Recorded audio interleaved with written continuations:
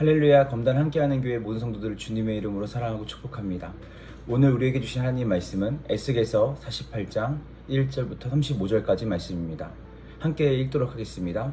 지파들의 이름은 다음과 같다. 가장 북쪽에서부터 시작하여 헤드론 길을 따라 로 하맛을 지나서 다마스쿠스와 하맛에 접경한 경계선을 타고 하사레도네까지 그 북쪽으로 하맛 경계선에 이르는 땅의 동쪽에서 서쪽까지의 땅은 단 지파의 몫이다.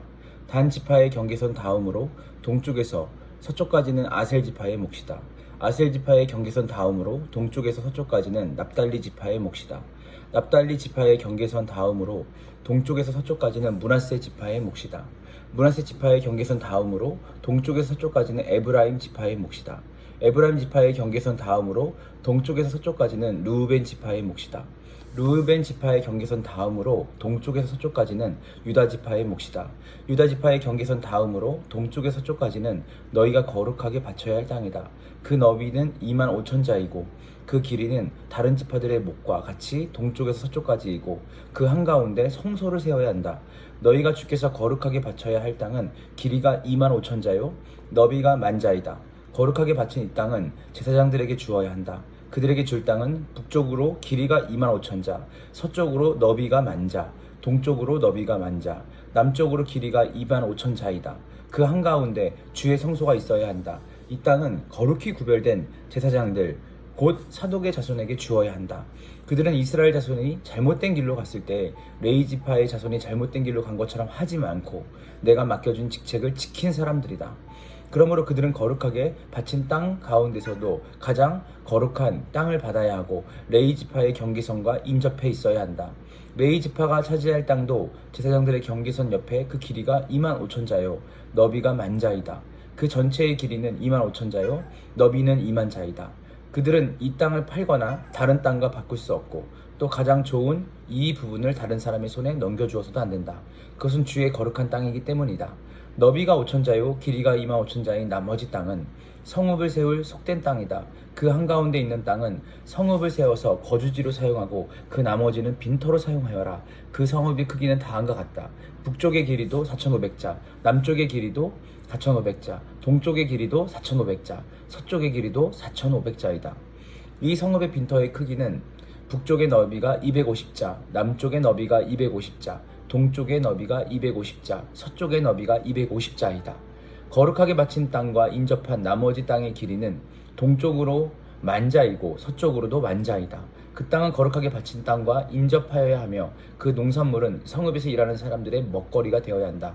이스라엘의 모든 지파에서 뽑혀와서 성읍에서 일하는 사람들만이 그 땅을 경작할 수 있다.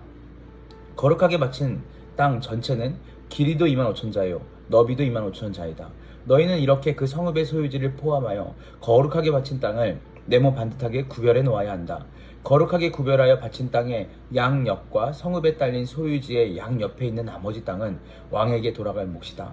거룩하게 바친 땅 곧 25,000자가 되는 지역에서 동쪽 국경까지와 25,000자가 되는 지역에서 서쪽 국경까지 다른 지파들의 몫과 평행하게 되게 뻗어 있는 나머지 땅이 왕의 몫이다. 거룩하게 구별하여 바친 땅과 성전의 성소가 그 땅 한가운데 있어야 한다. 그래서 레위 지파의 유산과 성읍에 딸린 소유자의 왕의 소유지의 한가운데 있게 된다. 왕의 소유지는 유다 지파의 경계선과 베냐민 지파의 경계선 사이에 있다. 나머지 지파들이 차지할 땅은 다음과 같다. 동쪽에서 서쪽까지는 베냐민 지파의 몫이다. 베냐민 지파의 경계선 다음으로 동쪽에서 서쪽까지는 시므온 지파의 몫이다. 시므온 지파의 경계선 다음으로 동쪽에서 서쪽까지는 이사갈 지파의 몫이다. 이사갈 지파의 경계선 다음으로 동쪽에서 서쪽까지는 스불론 지파의 몫이다. 스불론 지파의 경계선 다음으로 동쪽에서 서쪽까지는 갓 지파의 몫이다. 갓 지파의 경계선은 남쪽의 국경선이 다말에서부터 시작하여 무리바 가데스 셈에 이르고 거기서 이집트 시내를 따라 지중해에 이른다.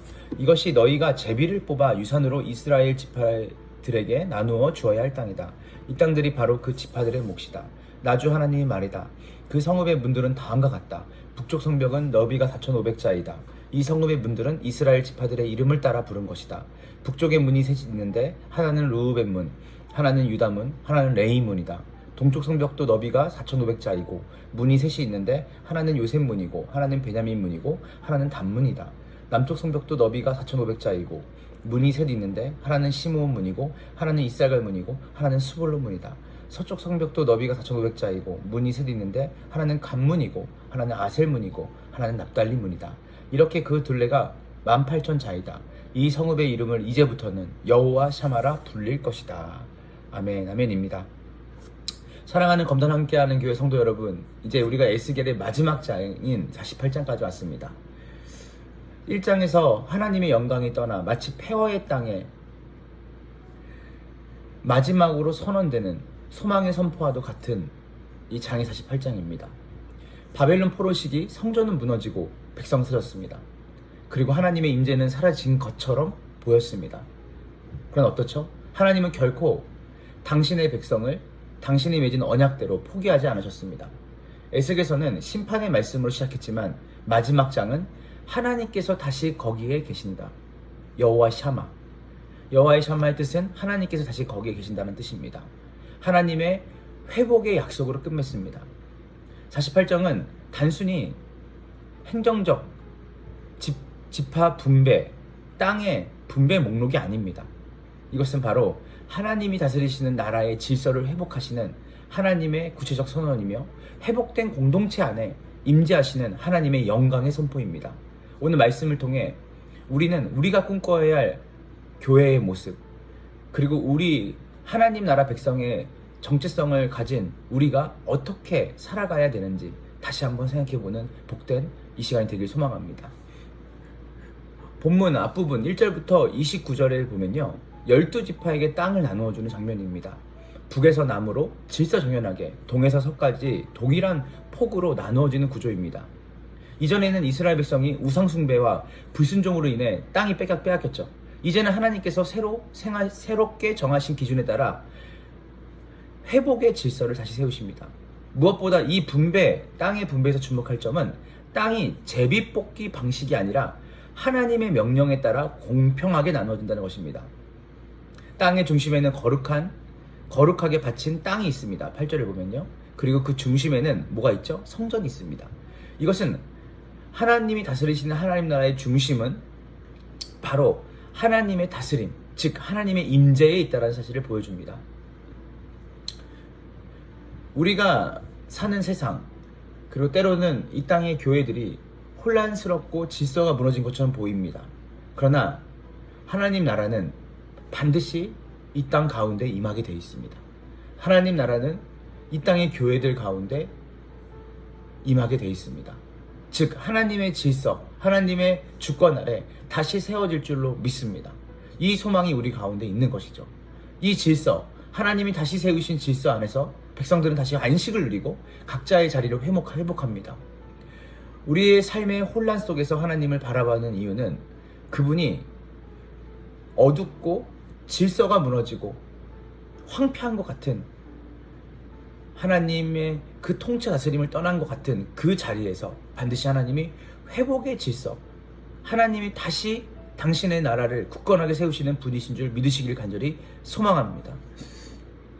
중앙에 이 위치한 땅은 거룩하게 바친 땅이라고 합니다. 제사장들에게, 레위인들에게, 그리고 성읍에서 일하는 모든 사람에게 주어집니다.